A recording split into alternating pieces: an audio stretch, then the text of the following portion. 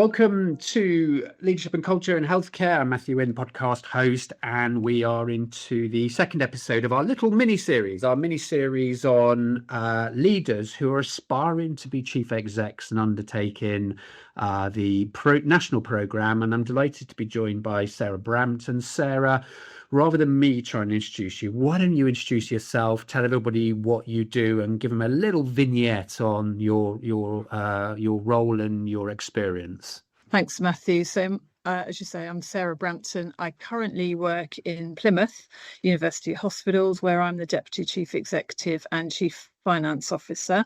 And I've been here for 6 years. I have been in the health service for 29 years. And my route to where I am has been graduate training scheme, various finance roles. Became a finance director probably about 15 years ago, but have always been interested in the wider general management right from the early days, actually. So what's interested me is leadership in its broadest sense. And I think that's why I'm here today on the Aspiring Chief Execs courses, because I really do want to get into the system leadership, the organisational leadership space. And that's what drives me, and that's what I'm really interested in. Great. And tell, for those that don't know, Plymouth, tell everybody a little bit about the organisation you're Deputy Chief Exec of. Yeah, so we are a wonderful hospital down here in the southwest. If people could see me, I've got a lovely background on my Teams, which shows our new hospital, which is just being built. So we're very fortunate to be on the new hospital programme. We're going to get a new emergency department and all that goes with it. But we are a 1,000-bedded hospital. We provide DGH services, as well as tertiary services, specialist services, and we're a teaching hospital. So we serve a local population of about 500,000, but much broader than that. We do tertiary services for about 2 million people down here in the southwest. And we've got a partnership with our community trust as well, Live Well. So we do the whole sort of specialist, tertiary, district general hospital and community work as well. So it's a very special place to work. And I have been here off and on for about 20 years. So I started here as a management accountant, went off and did some other stuff, came back as deputy finance director, went off and did some other stuff, and then back as CFO and deputy chief exec. So it means a huge amount to me, this hospital. It's part of who I am, and I live locally as well, so I'm very much invested in the local hospital and the local community. Interesting. And so you've said you are interested in that development of becoming a system leader, which can mean everything and nothing. But tell me, what was the motivation for putting your head above the parapet and coming onto the National Aspiring Chief Execs programme? Yeah, it like I said, about being interested in much broader leadership roles rather than just finance. So the thing that really interests me about my role is the ability to influence and influence population health, influence services for the people that we live with and that we treat. So that opportunity to further be developed outside of finance was what really interested me. So, the Aspiring Chief Execs course was known about for a fair few years. It went quiet through the COVID years. So I have always been interested in getting onto it. It wasn't easy to get onto it, I must admit. It didn't happen for me the first time I did apply before COVID and wasn't successful. So when it got relaunched again after COVID, and perhaps with a few more years under my belt, I was fortunate enough to be selected and get onto it. So it feels like a real privilege, actually, to be on it, and a real huge opportunity to meet other people like-minded from around the country, but also the ability to be hooked in with people like yourselves, actually, Matthew, that came to visit us, and other chief execs, long-standing chief execs in the NHS, that are able to come and give their thoughts and experience on leadership. I mean, that's just, it's just hugely a huge privilege to be able to get tap into that. And just to be a little bit specific, why aspire to be a chief exec? He says being a chief exec, but why? But what is it about that role that you said you've applied twice to the program? So what is it? So I'll be totally honest with you, Matthew. If I'm not a chief executive within the NHS, then that's okay. It isn't necessarily the badge of being a chief executive that interests me. It's more about the broader leadership. Being a chief executive is an obvious next step for me as a deputy, but actually learning the cultural leadership aspects of what the course gives us is making me think, well, it doesn't really matter what I'm called. What I want to be able to do is influence much wider than just my professional background. So that's what I'm interested in. Chief exec does that, so that's why I'm on the course, and that's what the badge would give me access to. But actually, what I'm learning is it doesn't necessarily need to be a chief executive role. It's more about the wider system or the wider leadership skills that I'm learning and that I would like to be able to execute in my next role. And what do you think was the difference? Because obviously you've come back for a second chance at trying to get on the program. Some people would have stopped, wouldn't they? They would have said, "Oh, okay, that's it." Yeah. What do you think was different the second time round that you had maybe adapted, maybe learned? Well, definitely the extra experience. I think it was about 5 years between my applications. The first time I applied, I was working in a mental health trust as a deputy chief exec and chief finance officer, and with hindsight, actually having had another job in a much bigger acute trust has given me a much broader experience and a larger just experience. I think, Matthew, that has given me the confidence perhaps that I didn't have before to put that thinking right in my head about why is it I want to be a chief exec, and making sure I was doing it for the right reason. So I think that's the difference between the two times I've applied, because it isn't just it isn't just a training course or a program. This is much more about a conscious decision that we're all making to step outside our portfolio jobs, our professional backgrounds, and to do something which is much different. It is a big risk. Let's not make bones about it. It's a huge risk coming out of your comfort zone and being the accountable officer. And actually, you need to be really clear in your thought process and your reasons for wanting to do that before you embark on a program such as this. So for those that don't know much about the program, just kind of give a bit of a potted view of what do you get up. You called it more than just a training program. Tell us a bit more about that.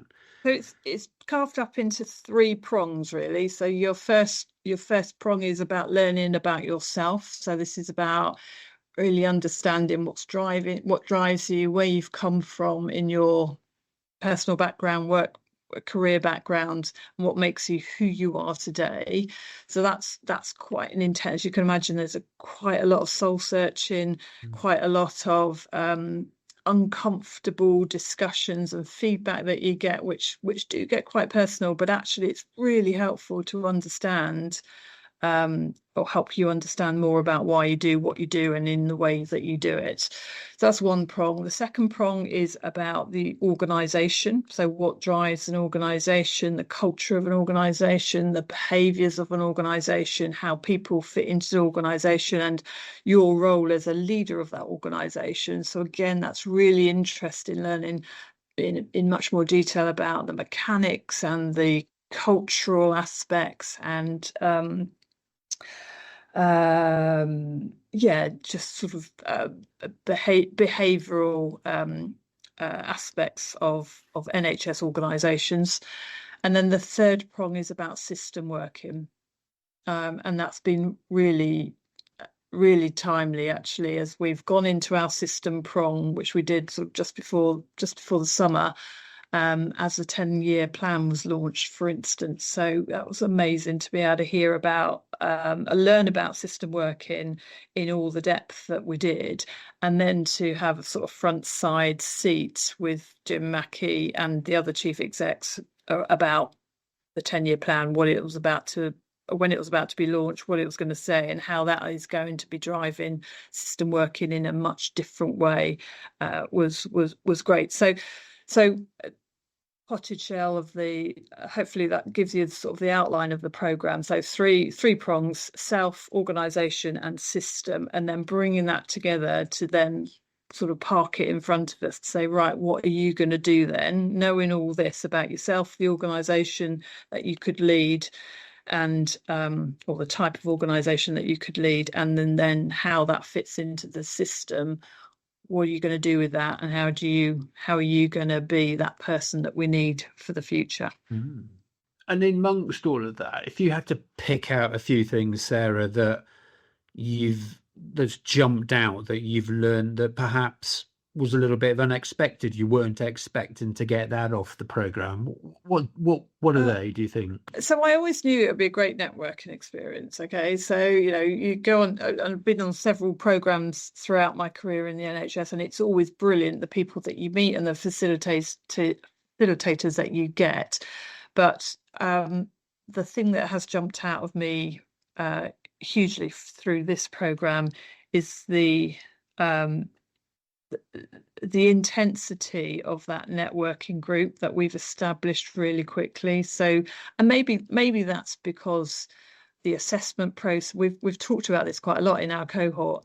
We do think that the assessment process that you go through to get onto the course is really quite clever, because I do think it cohorts people together that are either like-minded or have got certain are at certain stages in their development, so that they're going to get on so well, because the way we have clicked as a network has been so useful.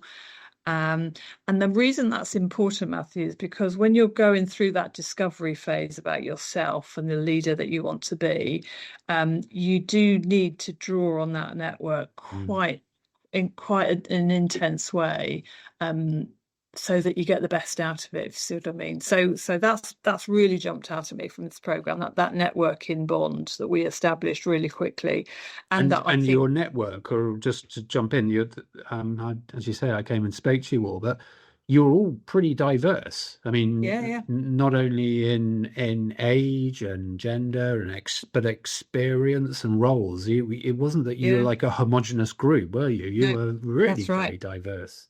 Absolutely, and maybe that's the difference between this course and anything else I've been on, is that we are all from very different backgrounds, and that's possibly what makes us so useful as a network together. And then the other thing that has really been different about this program is this quality of the facilitation and the ability to draw in those expert speakers that we've had. It's just been really great. And I do think that will extend beyond the life of the program. So obviously the network will. So firm ties there, I'm pretty sure, for the rest of our careers. But also the links that we've made with external people, both the facilitators and the speakers. Those people, I'm sure, will be on our speed dials in our phones, should we need to get hold of them, because they've all said, and I know you said it as well, they've all said, if you need to talk, if you need anything, do let us know. And I think at this level, and with the high intensity of these jobs, I do think that isn't just said as a flippant comment. That is said as we do know that you will need to call upon us, so here are our contacts, and do reach out when you need us. And it does feel like that's a real vein that we can tap into. And I know one of the things that I talked about with you all was, don't wait to be a chief exec. Put it, if you don't put great leadership into action in your current job, it's not like a magic switch can suddenly happen when you become a chief exec. It's like, oh, it's all easy now because I'm a chief Yeah, exec. That just doesn't yeah. happen. So in that vein, so what have you found yourself doing differently in your deputy chief exec role and your FD role in Plymouth that as a result of being on the programme? Quite a few things actually. So I mean, you can keep some of these for your appraisal, clearly, but those you might like to share yeah, with a broader no, group. but it's things like so for instance, a big thing for me has been population health, okay, and actually the responsibility that we have as leaders to be driving equality of healthcare through the systems that we work within. And I do talk about system leaders, even though, this is about provider chief executive development, but it doesn't really matter what organization we work for. We are here to treat the population that we serve. Okay, and I guess that's a big change for me, coming from a traditional sort of CFO role where I have been. I mean, I've always been wary of population health, but actually to have it firmly in my mind that as a potential future chief exec, population health quality and driving that improvement is my responsibility. Has been a change that I've made. And so what I've done, you're right, don't wait to be a chief exec to start doing that stuff. What I've done is consciously started bringing that into the discussions that I have both with my leadership team in the finance department, with my executive team, but also with my fellow chief finance officers as well. So just asking that question, well, how does this drive health equalities? How is it demonstrating better population health? Where's it going to get us to in 3 years' time?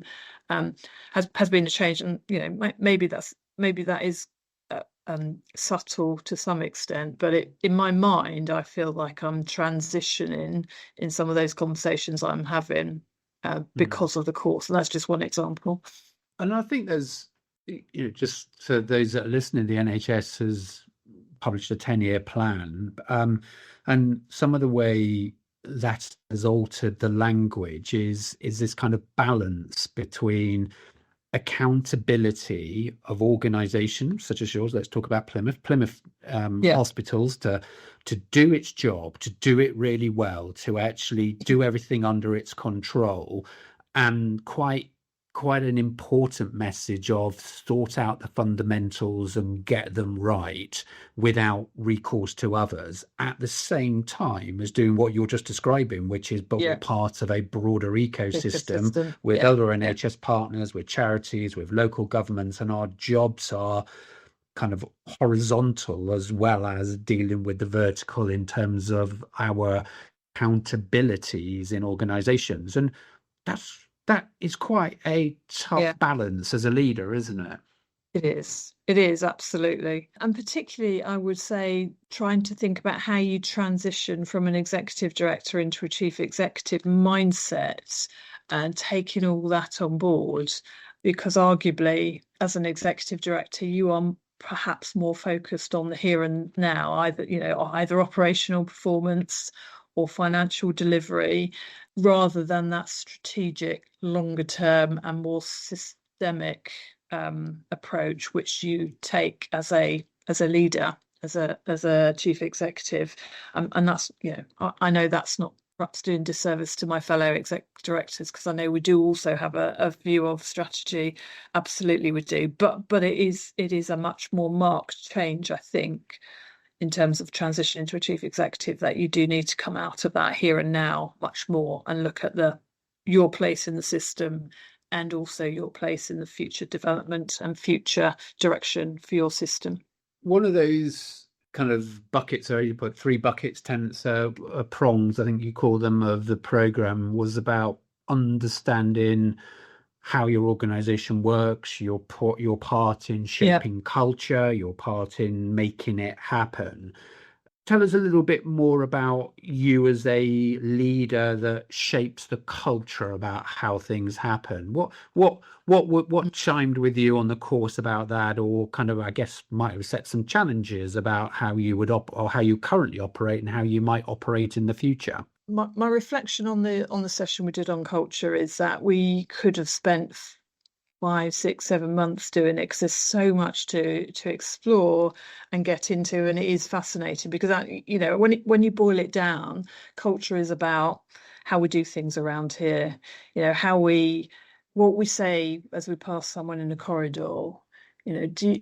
Do you remember? Are you listening to the people that you talk to? So, do you remember the names of your direct reports' children? When you ask how was your weekend, do you remember that they went away? And it's those really little things that make such big differences to who you are as a leader, I believe. And that really sort of struck a chord with me. It's not the what we do, it's how we do it, and how we are seen, perceived, and also how we treat people on a day-to-day basis. It's not the strategy documents that we write on cultural reform. It's the day-to-day, what you put on the end of an email. Do you say thank you at the end of an email? Do you start your email with, hi, how was your weekend? It's that sort of stuff that kind of, it's not going to be big bang overnight. Here's how we change culture. It's about the gradual day-to-day doing things that make you a humane leader and a listening leader. That then, I think, cascades down through the organisation. So making sure that the way we act is replicated in the way that our teams act as well. I think that's a real important cultural change that we need to instill in the organisations that we lead. So we set the bar, we set the standard that we expect, but we also make sure we follow up where we see it not happening, and we listen where it isn't happening, and we do something about it. So it's the follow up as well.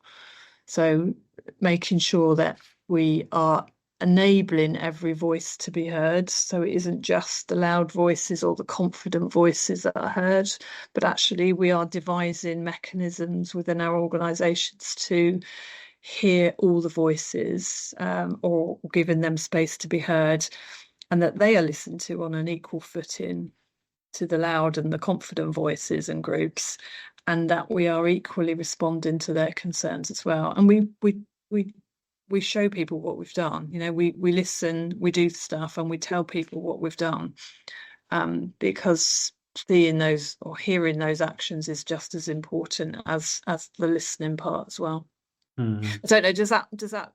Does that make sense? Am I talking? Well, it does, but and again, those things are the tough things on leadership, aren't they? And I'm sure you discuss this in your groups and in your work. But as you say, it's being in control of one's own behaviour, then setting that as a benchmark for others, but then most importantly, having the awareness to make sure that I use this word fairly carefully, police the behaviour. Actually, we should be saying, no, there are absolutes here where we don't accept that. I don't care the circumstances, don't care. It's not acceptable to do X, Y, and Z. I say in my organisation, I always say induction when I speak, the only time I want to hear shouting in the organisation is there's a fire. No other time is there any reason why anybody should be shouting. Absolutely. You won't hear me do it. I don't expect other people to do it. But it's then doing something about that to say, actually, that's unacceptable. And those are some of the tough things, aren't they? They are.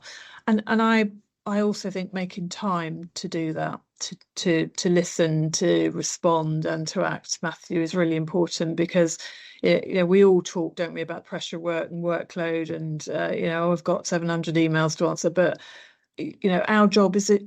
Someone said this to me on the course, and it's so true. But our job is not to sit there and answer emails. Our job is to get out and listen and talk to people and respond to what we're hearing. And we almost need to make sure we put rocks in the stream, so to speak, i.e., placeholders in our diaries 2-3 times a week where we do that, where we aren't sat in meetings or doing our emails, that we are free to go and walk the floors and listen, and not just royal visits, but proper listening, chatting to people, having a cup of tea, and understanding what people are saying to us. And that, if I am fortunate enough to become a chief exec, that is something that I will absolutely commit to doing, and it's something that I'm trying to commit to doing as a deputy chief exec in terms of that transition, is making sure I did get out and put those rocks in the stream to protect time to do that proper listening. Yeah. Email is a communication tool, isn't it? Yeah, It's yeah. not our only communication No. mechanism, and thankfully it doesn't. Otherwise, we're in real trouble if all we did was go against our email boxes. Yeah, you're right. Absolutely, yeah. And so, has the course kind of challenged you about how you shape culture as a leader? Oh yeah, definitely. Yeah, definitely. So part of the course is, well, a lot of the course is getting feedback. So consistently we are feeding back either through our smaller praxis groups or the bigger cohort. So we'll do an exercise in the program, and then we'll feedback on how we came across. But we also have done some more formal feedback, so 360, but also some other various types of sort of going out and seeking different types of feedback about how we come across, how we're perceived. And it's always useful to get feedback, and we do that, as part of our day jobs, don't we, through our sort of appraisal techniques. But doing it through this program has sort of brought out and flushed out some sort of consistent messages that have come back, and then trying to test those out and triangulate those with colleagues on the course in a safe space has been really, really quite powerful and useful. And some of them haven't been very comfortable. Some bits of feedback about me, about, well, Sarah comes across as quite impatient. She's, good that she gets through the agenda on time, but she doesn't always listen to everybody's voice in the room. I mean, that's a bit, wow, oh, sorry, damn, I thought I did that, but actually I'm not doing that. And so it's really important that we don't skip over that feedback and stop and think about it. And, in my head, I think I'm doing a good job, but actually I'm not, because people are telling me that I'm not always listening, or I'm not always seen as being patient, and that's something I've been reflected on and thinking about how I can address that and develop. So a slightly broader point then. You clearly learnt a lot from this program. Your experience. You've done 2 deputy chief exec roles. You've worked across multiple sectors in the NHS. So you've got really great breadth of experience, and would like to be, and at some point wants to be, a chief exec. You've had the opportunity to learn and develop to become a chief exec. When you look forward, what do you think is the same or the equal intensity of support that you think new chief execs should get? Because I'm very conscious so much has been written over the years about what we need to support our leaders to be great. Yeah. What you've done Yeah. is great, but it's just the start. It's just the It start is, of yeah. being an candidate. Yeah. So have you kind of thought through in your mind what would be great, and what would it be better if we systemically did that across the NHS? Yeah, definitely.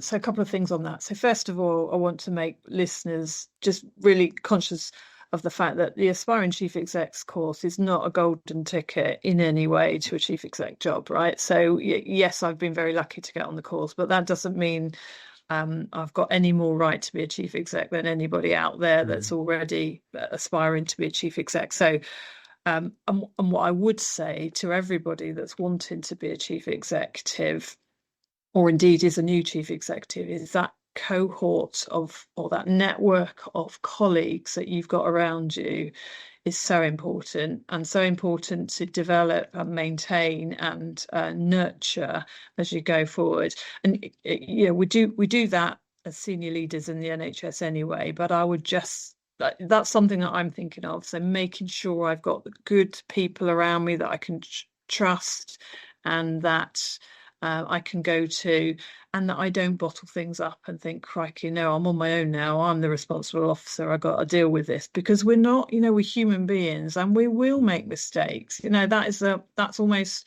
a guarantee from from day one that we will cock things up. So that ability to just say, look, I made a mistake, how do I deal with this, and talk to other people, I think is really key. And making sure you've got good trusted people around you, not necessarily chief execs, maybe people that you've known all your career, or directors in other organisations outside of the NHS. Really key to have those people around you, I would suggest. And the other thing is to just have that knowledge that you're not bulletproof. You are going to make mistakes, and it's okay to make mistakes, and to show your vulnerabilities is okay. So just because on day, the day after your interview you become a chief exec doesn't make you a superhuman, doesn't give you superpowers. You're still going to be the same person you were. You're going to be on a learning journey, and I suspect, Matthew, you've been a chief exec for many years, but I suspect we'll always be on a learning curve. And you talk to my team, they would give you the list of things Matthew did recently yeah, drove them to destruction or were unhelpful. But yeah, you're right, and it's and I guess I think you're also talking about finding the time to be self-aware on an ongoing basis, finding people that don't just tell you you're doing a great job and sugarcoat it, but actually have honest approach. I do think that's actually also important for the chair's role, to be really crystal clear with chief exec how tough or how well things are going, and give that feedback. And I think chief execs, well, like everybody, frankly, need to be open to learn and learn from others and listen, don't they? Absolutely. Yeah. And I guess the day we'd stop learning is the day we've lost our motivation, because the key attraction to these jobs is just that it never stops changing, does it? So the NHS won't stop changing, our roles won't stop changing, and that's one of the huge attractions of doing the job. And I was going to ask you what motivates you to keep on going and go into these roles, because who would want to be an accountable officer? ... But you've articulated that in a lovely way all the way through our discussion.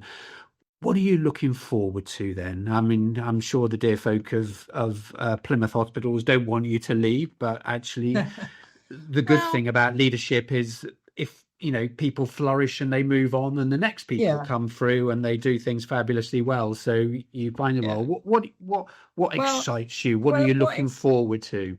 What excites me, as I said at the beginning, I love this hospital. I love living and working down here. There is so much to do in Plymouth. We've got this huge, exciting building going on the emergency department. That's due to open in a couple of years' time. We're about to implement EPIC, the electronic patient record, which will plug us into the rest of Devon. So and there's so much system transformation going on. So there's so much to do here. I could honestly be here for the next 10 years and not be bored. But I guess, that's not going to give me the chief exec role that arguably I want. Although kind of, my portfolio is so broad that I'm as I say, I can happily stay here and do different projects and keep me satisfied. So I guess what I'm not necessarily looking for the badge of being a chief executive, but what I am looking forward to is seeing the NHS really climb out of the post-COVID years and get back onto an even keel, where we've got access times that are equal across the country, where we've got, we've obliterated ambulance waits, that we are financially solvent, and we can start to think, rather than about massive CIP plans, cost improvement plans, we can start to think about investments for populations, and how do we really innovate system working. That's what drives me, system working, and how do we think about working together as a bunch of organisations, whether that's community providers, primary care providers, acute hospitals, strategic commissioners. How do we work together to improve the services for our populations? And if I'm called a chief exec, that'd be fantastic, but if I'm not, I don't care, as long as I'm able to influence those sorts of conversations and pieces of work over the next decade. That would be amazing. And I'm really excited to see how the 10-year plan lands and gets implemented. Sounds like a good mandate to me. Sarah, in any role and any leadership task, because that's the job in hand, isn't it? It's Absolutely, yeah. I thought that was a lovely way to kind of, when you almost need to get out of that COVID decline and rut, and say, yeah, Yeah, we recognize how tough that was, but it can't define us forever, and we need to do yeah, something else to move into the future, is kind of what you're talking about, isn't it? absolutely. Mm. Yeah. Well, Sarah, it's been fascinating to listen to you. You've talked about your deputy chief exec, your career being in 6 years, most recently down in Plymouth, wanting to develop further than being the finance director, and getting into the program was really important. Learning about yourself, what drives organizations, change, and actually that passion that you just articulated at the end about being a great leader, being a listening leader, being one that listens to feedback and improves on what they were doing, but at the heart of it, a real massive desire to change the way that our public receive healthcare, prevent the need for healthcare, and improve their outcomes, irrespective of the type of job you're doing, is I think absolutely admirable. It's entirely the right thing to do, and I'm so very glad that the Aspiring Chief Executive course has allowed you to kind of ponder those things and really sharpen up and think, that's what I want to do. That's what will define me for the next few years. Thank you, Matthew. It's been lovely talking to you. And to you, and to those that are listening on a regular basis, we've come to the end of this little mini session on Aspiring Chief Execs. We're not going to have any more, or I'm not going to have any more podcasts in August. We'll be back at some point in September with a brand new a series on leadership and culture in healthcare, and I look forward to having you back and listening to what comes around the corner. For now, from Sarah and I, goodbye.